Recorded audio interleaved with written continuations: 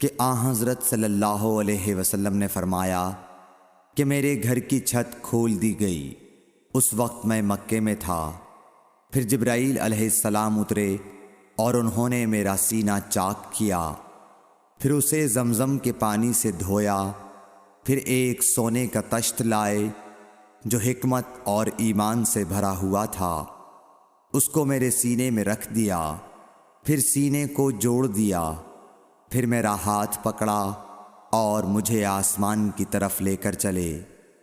جب میں پہلے آسمان پر پہنچا تو جبرائیل علیہ السلام نے آسمان کے داروغہ سے کہا کھولو۔ اس نے پوچھا آپ کون ہیں؟ جواب دیا کہ جبرائیل۔ پھر انہوں نے پوچھا کیا آپ کے ساتھ کوئی اور بھی ہے؟ جواب دیا ہاں، میرے ساتھ محمد صلی اللہ علیہ وسلم ہے۔ انہوں نے پوچھا کہ کیا ان کے بلانے کے لیے آپ کو بھیجا گیا تھا؟ کہا جی ہاں۔ پھر جب انہوں نے دروازہ کھولا تو ہم پہلے آسمان پر چڑھ گئے۔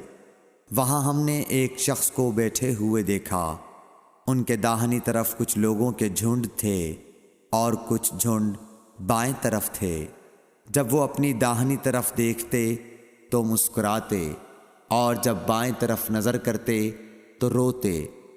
انہوں نے مجھے دیکھ کر فرمایا آؤ اچھے آئے ہو، صالح نبی اور صالح بیٹے۔ میں نے جبرائیل علیہ السلام سے پوچھا یہ کون ہیں؟ انہوں نے کہا کہ یہ آدم علیہ السلام ہیں، اور ان کے دائیں بائیں جو جھنڈ ہیں یہ ان کے بیٹوں کی روحیں ہیں۔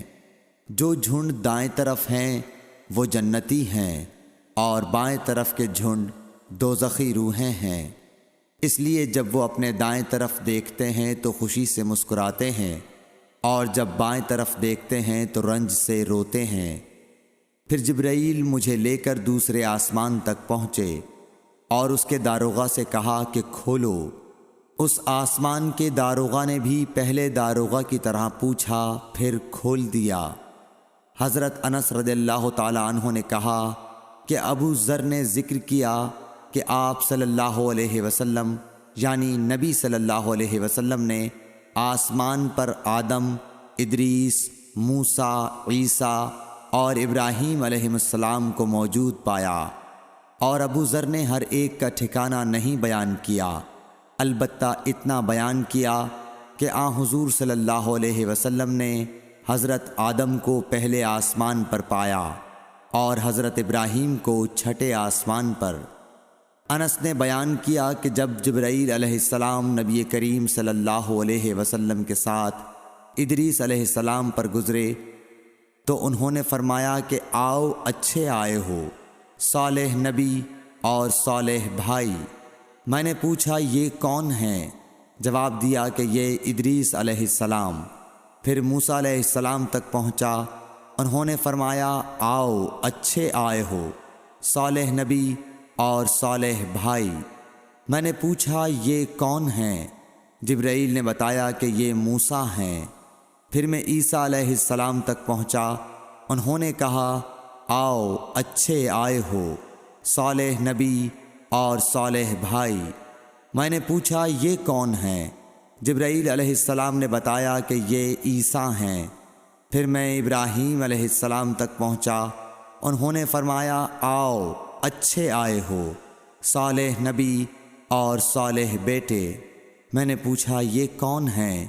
جبرائیل علیہ السلام نے بتایا کہ یہ حضرت ابراہیم علیہ السلام ہیں۔